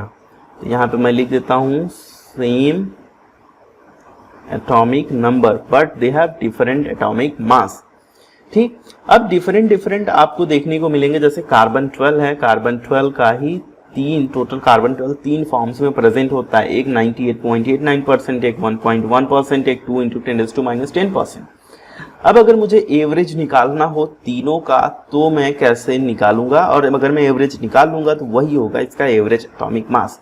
तो इसके लिए सिंपल क्या करना है बच्चा, इसके लिए करना ये है कि जो भी परसेंटेज दिया गया है उसको आप उससे मल्टीप्लाई कर दो एटॉमिक मास से। फॉर एग्जाम्पल यहाँ पे देखो कार्बन 12 का परसेंटेज कितना है 98.892। तो आप क्या करेंगे, इसको आप यहाँ पे लिख सकते हो average atomic mass is equal to percentage of element, ठीक है, मल्टीप्लाई बाय मास। यहाँ पे इसको आप समेशन कर सकते हो, ठीक है, एंड यहाँ पे डिवाइडेड बाय, यहाँ पे आप टोटल नंबर ऑफ आइसोटोप्स लिख सकते हो। जितने भी आइसोटोप्स रहेंगे सबका आपको ऐड करते जाना है, और यहाँ पे आप लिख सकते हो टोटल नंबर ऑफ आइसोटोप्स जो भी इसमें इन्वॉल्व हैं, ठीक है। फॉर एग्जांपल कार्बन का अगर अपने को देखना है तो देखो इसको मैं क्या कर दूंगा 12 into 98.892 plus 13.00 into 1.108 plus 14 into 2 into 10⁻⁻10 divided by मुझे क्या कर देना है यहाँ पे, अच्छा इसको मैं परसेंटेज से मल्टीप्लाई कर दिया है ना, हाँ ये 98 ये ठीक है। सॉरी यहाँ पे टोटल नंबर ऑफ आइसोटोप्स आपको नहीं करना है, परसेंटेज अगर आपने लिया हुआ है, ठीक है, तो परसेंटेज अगर आपने लिया हुआ है तो आपको टोटल क्या कर देना है डिवाइड बाय 100 कर देना है। तो यहाँ पे आप क्या करेंगे टोटल डिवाइड बाय 100 कर देंगे। तो इसको मैं क्या कर सकता हूँ टोटल डिवाइड बाय 100, ठीक है। अब अगर मैं कैलकुलेशन करता हूँ, अब अगर मैं यहाँ पे कैलकुलेशन करूँगा then again I will get my answer as, यहाँ पे मैं आंसर लिखेंगे मिलेगा मुझे 12.011 U, ठीक है, ये मुझे आंसर मिल जाए। आप इसको सेपरेटली भी डिवाइड बाय 100 कर सकते हो, बट दोनों ही केसेस में आप देखोगे, आप इसको अलग कर लीजिए, सब ऑलरेडी डिवाइड बाय 100 हो जाएंगे, ठीक। तो आप चाहे टोटल डिवाइड बाय 100 कर सकते हो या फिर आप सेपरेटली सबको डिवाइड बाय 100 कर सकते हैं, ठीक। I hope this is clear to you. आप चाहो तो इसका कैलकुलेशन करके देख सकते हो, ऑलरेडी यहाँ पे देखो फॉर्मूला दिया हुआ है, already we have this formula and the formula is this one, ये divide by 100 and average atomic mass percentage multiply by atomic mass, ठीक है। तो ये चीज़ आपको मिल गई। तो आप चाहो तो यहाँ पे देख सकते हो नियॉन का है ये, और नियॉन का ये हो गया आपका एटॉमिक मास, और इसका परसेंटेज आपको इससे मल्टीप्लाई कर देना है और divide by 100 and you will get your answer, ठीक। अब next concept is about molecular mass. तो मॉलिक्यूलर मास क्या होता है, अब मॉलिक्यूल के अंदर क्या होगा, मॉलिक्यूल के अंदर नंबर ऑफ एटम्स प्रेजेंट होंगे, कई नंबर ऑफ एटम्स प्रेजेंट होंगे। तो अगर मैं सारे एटम के एटॉमिक मास को ऐड कर दूं तो जो मुझे मिलेगा वो होगा actually molecular mass. For example CO2 है, ठीक, it is what, it is the sum of average atomic masses of atoms of an element which constituent the molecule। जो भी मॉलिक्यूल को बनाता है उसके अंदर सारे एटम्स जो हैं उनके आप एवरेज एटॉमिक मास को ऐड कर दीजिए, आपको मॉलिक्यूलर मास मिल जाएगा। जैसे CO2 है तो CO2 में एक कार्बन है तो 1 multiply by average atomic mass of carbon, plus यहाँ पे 2 ऑक्सीजन है तो 2 multiply by average atomic mass of oxygen, ठीक। तो ये चीज आपको मिल जाएगी। तो 1 multiply by 12, 2 multiply by 16 and in total we got 44.0, ठीक है। I hope this is clear to you. Similarly आप कैलकुलेशन कर सकते हो वाटर के लिए, यहाँ पे है क्लोरोबेंजीन, इसके लिए आप कर सकते हो, H2SO4 के लिए कर सकते हो। यहाँ पे देखो 6 कार्बन है तो 6 मल्टीप्लाई बाय 12 प्लस 5 हाइड्रोजन है 5 multiply by average atomic mass of hydrogen that is 1, plus यहाँ पे एक क्लोरीन है तो 1 multiply bye 35.5, this is what, this is average atomic mass of chlorine. तो आप एक चीज याद रखना कि 1 से लेके 30 तक पीरियोडिक टेबल में जितने भी एलिमेंट्स है सबका एटॉमिक नंबर, सबका एटॉमिक मास आपको याद होना चाहिए, ठीक है। I hope this is clear to you. अब देखो एक और प्रॉब्लम यहाँ पे है, find the mass of 1 molecule of oxygen in AMU and in gram. तो अगर हमारे पास एक मॉलिक्यूल है ऑक्सीजन का, तो इसके अंदर 2 एटम है, तो 2 multiply by average atomic mass of oxygen, तो एक का होता है 16, 2 का हो जाएगा 32। तो 32 is what mass of one molecule. अब इसको अगर आपको ग्राम में कन्वर्ट करना है तो आप 1.66 इंटू 10⁻24 से मल्टीप्लाई कर देंगे and you will get your answer in gram. ठीक, नेक्स्ट होता है फॉर्मूला मास। अब फॉर्मूला मास क्या होता है कि बहुत सारे ऐसे भी कंपाउंड्स होते हैं जो कि एक्चुअली डाइमर वगैरह फॉर्म में एग्जिस्ट करते हैं, या फिर जैसे NaCl है, तो उस केस में क्या होता है कि एक Na जो होता है वो 6Cl से सराउंडेड होता है क्रिस्टल स्ट्रक्चर में, बट हम उसको नॉर्मली कैसा लिखते हैं NaCl, but the exact structure is not like NaCl। तो Na जो होता है एक, इसके चारों तरफ 6 Cl इसको घेरे हुए होते हैं, है ना। तो ऐसे केसेस में हम फार्मूला मास, एक्चुअली इसका जो फार्मूला है हम नॉर्मली NaCl लिखते हैं, तो उसका जो मास आता है उसको हम लोग फार्मूला मास बोलते हैं। So this is the sum of atomic masses of the atoms present in the formula। ठीक, तो जैसे NaCl है, मैंने बताया कि NaCl जस्ट एक फार्मूला है रिप्रेजेंट करने का, लाइक CuCl है, KBr है, तो ये सब जस्ट एक फार्मूला है रिप्रेजेंट करने के। बाकी इनका जो क्रिस्टल स्ट्रक्चर होता है वो आप क्लास 12th में पढ़ेंगे। क्लास 12th में आपको सॉलिड स्टेट करके एक चैप्टर है, उसमें ये चीज़ें सिखाई जाएंगी कि NaCl कैसे रिप्रेजेंट किया जा सकता है ना। तो जैसे NaCl है तो आप Na का एवरेज एटॉमिक मास ऐड कीजिए, Cl का एवरेज एटॉमिक मास ऐड कीजिए, आपको मिल जाएगा। सो फिर दिस इज 58.5, 23 प्लस 35.5 को हमने ऐड किया। सिमिलरली कॉपर नाइट्रेट है, उसका भी यही मिल जाएगा। आप CaSO4 का कैलकुलेट कर सकते हो, ऑलरेडी Ca का दिया हुआ है 40.1, सल्फर का 32.1, ऑक्सीजन का 16.0। ठीक है, तो इसको कैसे कैलकुलेट करेंगे बच्चा, देखो मैं लिख के बता दे रहा हूँ। CaSO4, कैल्शियम का कितना दिया हुआ है 40.1, तो एक कैल्शियम है तो आप लिखोगे 140.1, ठीक है, प्लस एक सल्फर है तो 1 मल्टीप्लाई बाई 32.1, प्लस यहाँ पे 4 ऑक्सीजन है तो 4 मल्टीप्लाई बाई 16, ठीक है, तो ये हो जाएगा 40.1 प्लस 32.1 प्लस 64। ठीक है, आप ऐड कर दोगे सबको तो आपको मिल जाएगा आई थिंक 136 समथिंग, है ना। तो ये हो जाएगा 64 प्लस 40 104 प्लस यस, तो 136 समथिंग मिल जाएगा, है ना।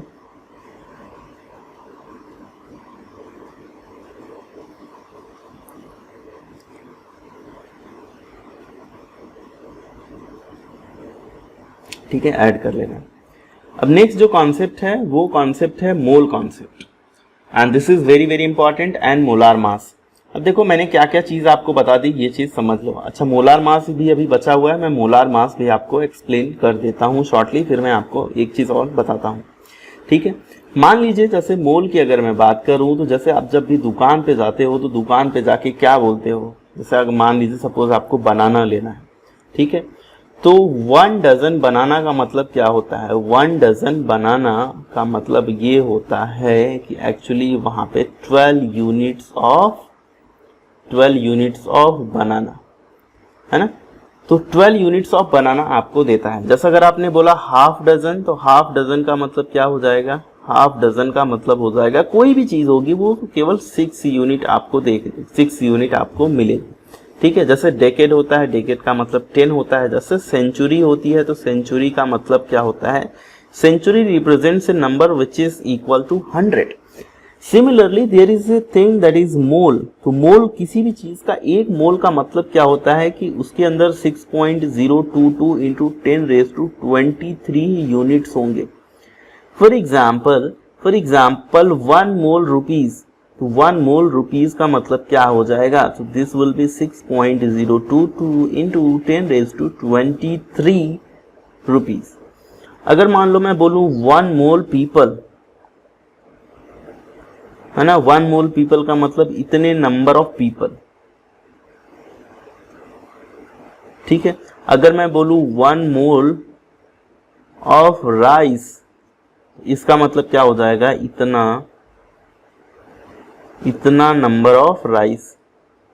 ठीक है, तो ये चीज जस्ट एक सिंपल, ये जो नंबर है यही एक्चुअली 1 मोल को रिप्रेजेंट करता है। और ये जो नंबर है इसी को नाम दिया गया है, क्या, इसी को नाम दिया गया है एवोगैड्रोज नंबर। तो इसी को हम लोग क्या बोलते हैं, एवोगैड्रो नंबर बोलते हैं। ठीक है, I hope this is clear to you. इसको नॉर्मली रिप्रेजेंट किया जाता है कैपिटल एन स्मॉल ए से, एवोगैड्रो नंबर हम इसको बोलते हैं। और जो ये 6.023 इंटू 10⁻23 जो मिलता है, इसको हम लोग बोलते हैं कन्वीनियंट एवोगैड्रो नंबर,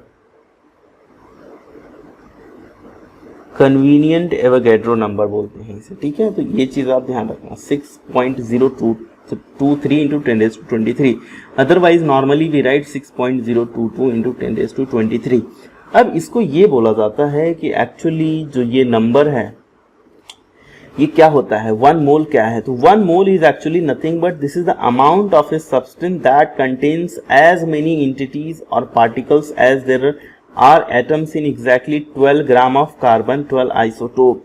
तो कहने का मतलब ये है कि अगर आपके पास कार्बन 12 आइसोटोप है, ठीक है, अगर आप उसका 12 ग्राम लेंगे, 12 ग्राम C12 आइसोटोप, उसके अंदर जो नंबर ऑफ एटम्स होंगे वो कितने हो जाएंगे, वो हो जाएंगे 6.022 इंटू 10⁻23 एटम्स देखने को मिलेंगे। ठीक है, तो ये चीज है। और इसी को बोल दिया गया है मोल। तो 1 mole of anything is equal to this much number of unit. ठीक, अब आप ध्यान से देखो, अगर आप 12 ग्राम कार्बन में नंबर ऑफ एटम्स अगर आप कैलकुलेट करेंगे, है ना, तो 1.99 इतना ग्राम होता है, इतना ग्राम वेट होता है एक कार्बन एटम का। ध्यान से समझना इस चीज को, क्या होता है, इतना ग्राम जो है ये होता है वेट 1 कार्बन एटम का। ठीक है, नाउ लेट्स अंडरस्टैंड। तो 1 carbon atom is equal to, ठीक है, या फिर आप ऐसे समझ सकते हो, मैं इसको उल्टा लिखूं तो आप ज्यादा अच्छे से समझ पाएंगे, वही बात हो गई। तो ये 1.992648 इंटू 10⁻23 ग्राम, ये किसके बराबर होता है, 1 एटम ऑफ कार्बन के, कार्बन 12 मोर प्रिसाइसली। अगर मैं इसको 12 ग्राम कर लूं, ठीक है, अगर मैं इसको 12 ग्राम कर लूंगा तो I need to divide 12 by this number. तो ये हो जाएगा 1.992648 इंटू 10⁻23 एटम्स ऑफ कार्बन 12। अब ये जब आप इसको कैलकुलेट करेंगे तो ये मिल जाएगा 6.0221367 इंटू 10⁻23 एटम। और जो 12 ग्राम होता है ये किसके बराबर होता है, 6.022 इंटू 10⁻23 एटम। अब यही बराबर होगा किसके, 1 मोल ऑफ कार्बन 12 की। ठीक है, तो 1 मोल ही हम इसको बोलेंगे। 12 ग्राम जो होगा इसको हम 1 मोल बोलेंगे। अब 12 ग्राम क्या है, 12 ग्राम पर mole is basically the molar mass. अब मैंने इसको मोलार मास क्यों बोला, मोलार मास इसलिए बोला बच्चा कि मोलार मास जो होता है this is the mass of 1 mole of atom. अब 1 मोल एटम तो आप देख चुके हो कितना है, ठीक है, तो 1 मोल एटम इतना है। अब इतने एटम का जो वेट है वो किसके बराबर है, 12 ग्राम की।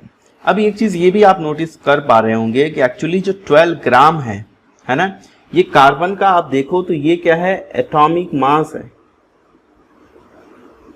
ये क्या है, एटॉमिक मास है ना। अगर आप एटॉमिक मास को मोलार मास में कन्वर्ट करना चाहते हो तो आपको क्या करना है, जस्ट आपको यूनिट चेंज कर देना है। एटॉमिक मास से जब भी आप मोलार मास में शिफ्ट करेंगे, तो जैसे फॉर एग्जांपल एक कार्बन एटम का कितना होता था 12U, तो आपको यहाँ पे लगा देना है 12 ग्राम पर मोल, तो ये आपका मोलार मास में कन्वर्ट हो जाएगा। तो जब भी आपको एटॉमिक मास को मोलार मास में कन्वर्ट करना है तो you need to do this step, आपको इसको करना पड़ेगा। ठीक, I hope this is clear to you. 1 mole of ion का भी मतलब होगा कि इतने number of ions, 1 mole of particle का मतलब होगा इतने number of particle, 1 mole of atom का मतलब होगा इतने नंबर ऑफ एटम। ठीक है, I hope this is clear to you. तो इसको हम नॉर्मली लिखते हैं MOL से, है ना, होता पूरा MOLE है बट नॉर्मली हम लिखते हैं MOL से। ठीक है, और ये नंबर जो है मैंने आपको बताया कि this is known as Avogadro's constant in honour of Amedeo Avogadro. ये एक साइंटिस्ट का नाम था, उनके ऑनर में ये नंबर को इस नाम से रिप्रेजेंट किया जाता है। ठीक, तो अब मान लो मुझे जैसे 1 मोल ऑफ ऑक्सीजन एटम बोला जाए, तो 1 मोल ऑफ ऑक्सीजन एटम का मतलब इतने नंबर ऑफ ऑक्सीजन एटम। ठीक है, 1 मोल ऑफ वाटर मॉलिक्यूल को बोला जाए तो इतने number of water molecules. 1 mole of sodium chloride बोला जाए तो इतने number of formula units of NaCl। तो ये चीज आप ध्यान में रखना। ठीक, I hope these things are very much clear to you now. अब चलिए नेक्स्ट चीज है वो समझते हैं। तो मोलार मास भी ऑलरेडी मैंने आपको बता दिया कि एक्चुअली अगर हमारे पास एटॉमिक मास है तो उसको आप मोलार मास में कन्वर्ट करना चाहते हो तो आपको क्या करना है, जस्ट यूनिट चेंज कर देना है। And what is molar mass? तो this is the mass of 1 mole of the substance. तो 1 मोल जब भी आप सब्सटेंस लेंगे, 1 मोल मॉलिक्यूल लेंगे, 1 मोल एटम लेंगे तो उसका जो मास आएगा वही आपका होगा molar mass. Just simply what you need to do, आपको बस यूनिट को ग्राम पर मोल में लिख देना है। जैसे फॉर एग्जांपल O2 है तो 32 है, 32 यूनिफाइड मास, तो आप इसको क्या कर दोगे 32 ग्राम पर मोल। तो 18 है तो 18। ठीक है, अब ये कैसे आ रहा है ये भी मैंने आपको बताया कि मॉलिक्यूलर या फार्मूला मास जो भी है, एटॉमिक मास जो भी है, उसको आपको यूनिट चेंज कर देना है और वो चीज हो जाएगी। ठीक है, अब जैसे ऑक्सीजन एटम का अगर आप देखो, मान लो कन्वर्जन आपको करना है तो यहाँ पे ऑक्सीजन एटम की मैं बात करूं तो एक जो एटम होता है उसका इतना वेट होता है। ठीक है, अब अगर मैं 1 मोल ऑफ एटम ले लूंगा तो अगर मैं उसको मल्टीप्लाई कर दूंगा तो मुझे ये चीज मिल जाएगा 16 ग्राम पर मोल। ठीक है, I hope this is clear to you. ठीक, now let's move ahead, now let's understand. अब हम चलते हैं आगे, कुछ न्यूमेरिकल्स को सॉल्व करते हैं और मैं आपको समझाने की कोशिश करता हूं कि कैसे आप न्यूमेरिकल्स को सॉल्व कर सकते हैं। जैसे for example you can see the first one. तो ये क्या बोल रहा है, calculate the number of moles and molecules of urea present in 5.6 gram of urea. तो इसमें कुछ फॉर्मूले हैं, जो फॉर्मूले आपको आने चाहिए वो मैं आपको बता दे रहा हूं कि क्या क्या फॉर्मूले आपको जानने चाहिए। तो अगर आप फॉर्मूले की बात करें तो मोल्स जो होता है, number of mole, to be more precisely I should write number of moles यहाँ पे is equal to weight in gram divided by, यहाँ पे मुझे लिखना चाहिए मोलार मास इन ग्राम पर मोल। ठीक, तो ये एक फॉर्मूला हो गया। ठीक है, तो जब भी आप लिखेंगे इस हिसाब से लिखेंगे। आई होप ये चीज आपको क्लियर हो गई। तो ये नंबर ऑफ मोल्स निकालने का ये फॉर्मूला है, किसके लिए? ये है एक्चुअली सॉलिड और लिक्विड के लिए। अब लिक्विड के केस में आप एक चीज ध्यान रखना कि यहाँ पे डेंसिटी होती है, density is equal to mass upon volume. तो हम मास ये वाला जो है यहाँ पे वॉल्यूम इंटू डेंसिटी कर देते हैं, इज इक्वल टू मास, और फिर ये मास की जगह हम पुट कर सकते हैं। ठीक, I hope this is clear to you. तो आप इससे भी निकाल सकते हो अगर ऐसे रिस्पेक्ट में पूछा जाए तो। अदरवाइज लिक्विड के लिए क्या होता है, लिक्विड के लिए भी आप वॉल्यूम के टर्म्स में निकाल सकते हो। वॉल्यूम के टर्म्स में निकालने का फॉर्मूला अलग होता है जो कि STP पे होता है, वो मैं आपको बताऊंगा। ठीक है, तो ये सब न्यूमेरिकल्स हम सॉल्व करेंगे, बट उससे पहले जो फॉर्मूला 2 है वो आप ध्यान दें कि अगर आपको नंबर ऑफ मोल्स निकालने हैं गैसियस के, तो यहाँ पे आपको है formula volume of gas at STP in litre. ठीक है, डिवाइडेड बाय यहाँ पे होता है 22.4 यहाँ पे होता है 22.4। ये चीज आप ध्यान रखेंगे। तो आप यहाँ पे लीटर में पुट करेंगे, यहाँ पे होता है 22.4। और जो भी गैसेस होती हैं, 1 मोल गैस का जो वॉल्यूम होता है एट STP, STP बोले तो क्या, STP बोले तो स्टैंडर्ड टेम्परेचर एंड प्रेशर, ठीक है, standard temperature and pressure. I hope this is clear to you.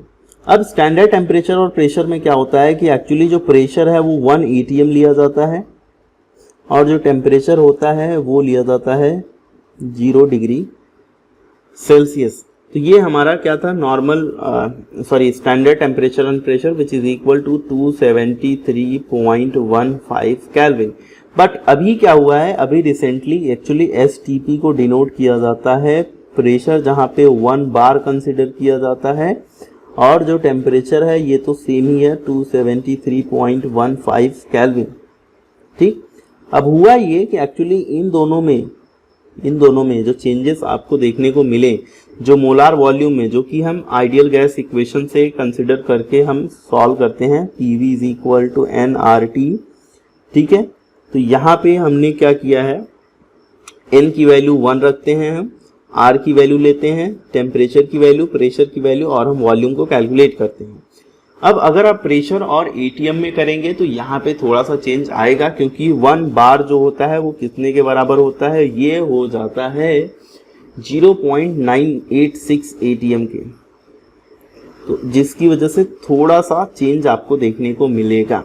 तो इसके हिसाब से जो आता है वैल्यू, मोलार वॉल्यूम 22.4 आता है, और इसके हिसाब से जो वैल्यू आती है वो आती है 22.71, ठीक है। तो इतना लीटर ये चीज आपको देखने को मिलती है, ठीक। I hope this is clear to you. तो ये STP कंडीशन है, बट आप जब भी यूज करेंगे 22.4 ही यूज करेंगे, डोंट वरी, ठीक। आई होप ये फॉर्मूला आपका क्लियर हो गया। अब जो नेक्स्ट फॉर्मूला है वो है नंबर ऑफ मॉलिक्यूल्स को लेके। आपसे पूछा जाएगा बच्चा नंबर ऑफ मॉलिक्यूल्स बताओ, तो यहाँ पे आपको क्या करना है, number of moles multiply bye आपको 6.022 इंटू 10⁻23, इससे आपको मल्टीप्लाई कर देना है, ठीक है। ये आपका तीसरा इंपॉर्टेंट फॉर्मूला है। अब आप चाहो नंबर ऑफ मोल्स की जगह जो ऊपर फॉर्मूला 1 और फॉर्मूला 2 मैंने दिया है वो आप यूज कर सकते हैं, ठीक। तो ये आपका फॉर्मूला हो गया total 10। I hope this is clear to you. ये 3 फॉर्मूले ही जानना आपके लिए ज़्यादा ज़रूरी हैं, और आई होप बस इतनी सारी चीज़ें आपके लिए ज़रूरी हैं, ये तीनों फार्मूले। अब चलिए कुछ न्यूमेरिकल सॉल्व करके देखते हैं इनके बेसिस पे, जो यहाँ पे ऑलरेडी दिए गए हैं। जो पहला प्रॉब्लम था, calculate the number of moles and molecules of urea present in 5.6 gram of urea. अब देखो, अगर आपको इसको करना है तो कैसे करेंगे, चलिए मैं करके बताता हूँ, ठीक। अब यहाँ पे देखो ऑलरेडी मास ऑफ यूरिया कितना दिया हुआ है, 5.6 ग्राम, ठीक है। अब मास ऑफ यूरिया जब 5.6 ग्राम दिया है तो मैं क्या कर सकता हूँ,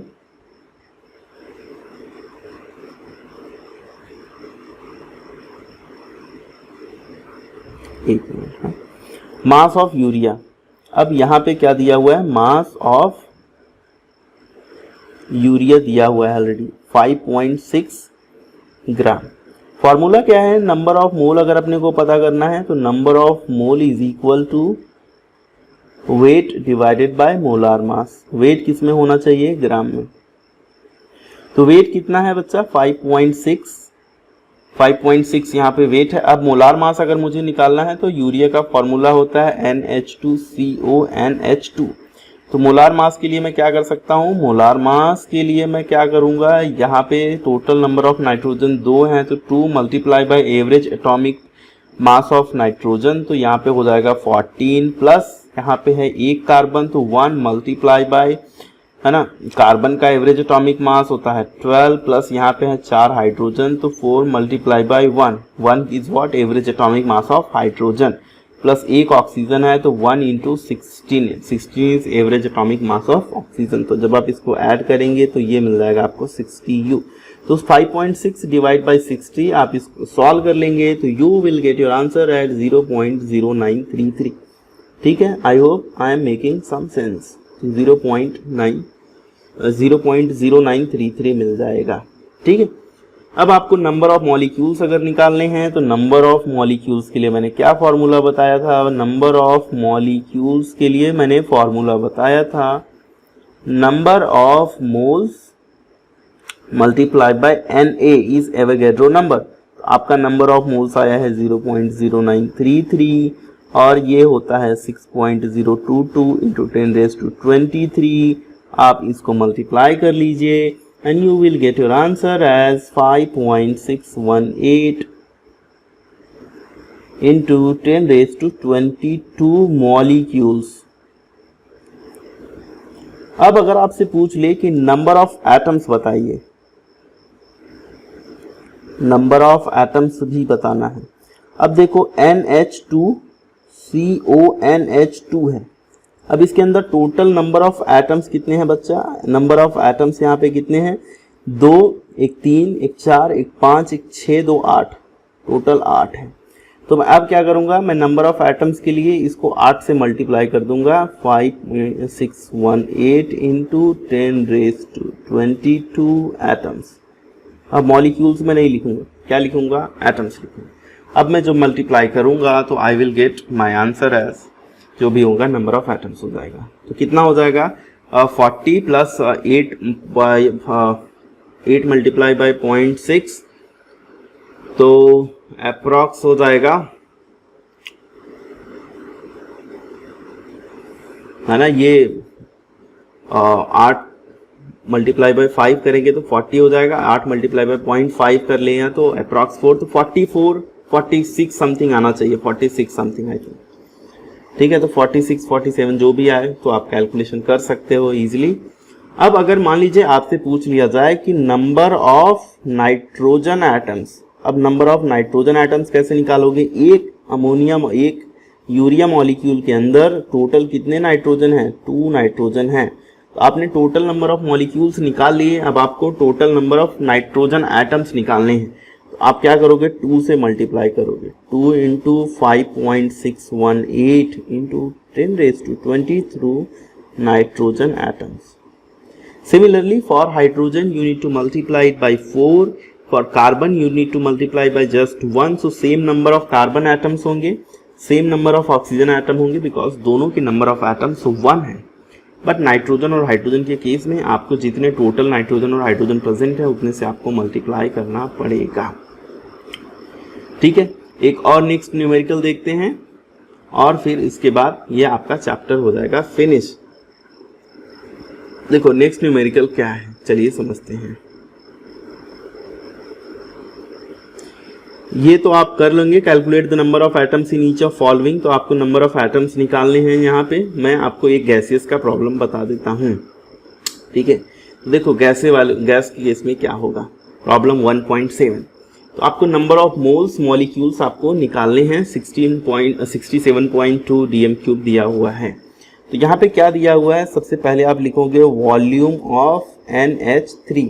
So it is given as 67.2 at STP। ठीक है, अब आप निकालोगे number of moles. Number of moles का फॉर्मूला क्या होता है? Volume in litre divided by 22.4। यहाँ पे ये STP पे फॉर्मूला होता है। ठीक है, तो वॉल्यूम क्या होगा? तो वॉल्यूम दिया हुआ है आपको 67.2 लीटर, ये कितना है? 22.4। ठीक है, आप इनको डिवाइड करोगे तो आपको 3.0 मोल आपका आंसर आ गया। ठीक है, तो नंबर ऑफ मोल्स कितने आ गए? 3, स्मॉल n से मैं लिखते रहा। ठीक है, अब आपसे पूछ रहा है number of molecules of ammonia बताइए। तो आप लिख सकते हो number of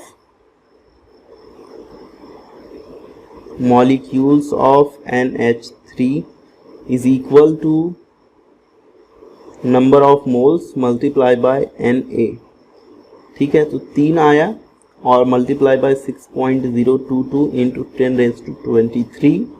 if you will multiply this, so you will get your answer as 18.066 into 10⁻23। यहाँ पे लिखना पड़ेगा molecules of ammonia. But for example, if they were asking the number of atoms of nitrogen in this much volume 67.2 dm cube of ammonia, तो यहाँ पे आप लिख सकते हो number of atoms of nitrogen, because एक NH3 में क्या है, एक ही नाइट्रोजन प्रेजेंट है, तो आप इसको 1 से मल्टीप्लाई कर दोगे तो ये हो जाएगा 1 into 18.066 into 10⁻23। For example number of hydrogen पूछते तो क्या होता,